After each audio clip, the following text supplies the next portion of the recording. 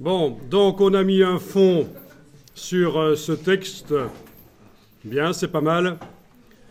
Alors on va mettre... vous savez sauvegarder, bien sûr. Hein, vous avez sauvegardé, c'est certain. Donc toujours en ayant le texte sélectionné, on va aller travailler maintenant sur le contour. Donc le contour qui est déjà venu là, on va lui mettre un contour d'une certaine couleur, d'une certaine épaisseur. Vous choisissez le contour.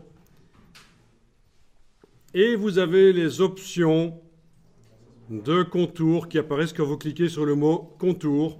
C'est donc ce qu'on a dans la palette contour en fait. C'est la palette contour qui apparaît à cet endroit-là en fait. Et alors vous avez une option qui est assez intéressante quand on travaille sur des objets. C'est l'option qui consiste à mettre le contour à l'extérieur des objets. Sauf que là, elle est inaccessible parce qu'on travaille sur du texte.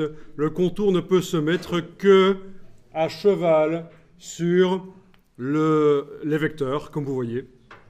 Très ennuyeux parce que ça transforme les lettres. Le dessin des lettres est transformé, donc c'est foireux. Comment faire? Comment faire pour avoir le contour seulement sur l'extérieur des lettres? Eh bien, c'est super simple. Je vous ai dit tout à l'heure que la palette aspect, il faut considérer que c'est une espèce de mini-palette des calques qui concerne uniquement un objet, les différents contours et fonds d'un objet, je pense que je vous l'avais dit. Eh bien, si c'est une palette des calques, on peut déplacer les éléments, les empiler différemment. Je prends le mot contour, je le mets sous le fond, et voilà. On a en effet un fond, un contour qui déborde de chaque côté des vecteurs, mais vu qu'il y a un fond par-dessus, on ne le voit pas. Vous voyez ce que je veux dire? Et donc, c'est ce que vous devez faire quand vous mettez un contour sur du texte qui reste modifiable, parce qu'à aucun moment on a vectorisé le texte. Si vous avez affaire à des anciens utilisateurs d'Illustrator, ils vont vous dire, pour faire ça, il faut absolument vectoriser le texte, c'est-à-dire le transformer en vecteur. On ne peut plus modifier les lettres, les mots.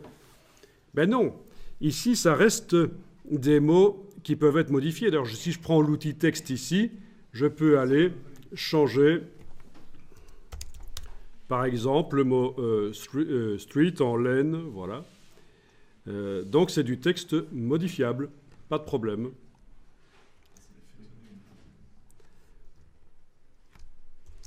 Alors bien sûr, si sur votre fond vous avez modifié l'opacité, et là je reviens travailler sur le fond du texte qui est sélectionné là, évidemment on va voir apparaître le contour à travers, logiquement.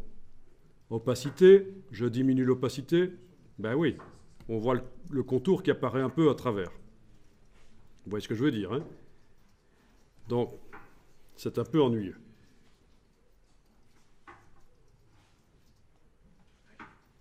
Quoique ça peut être sympa. Mais bon.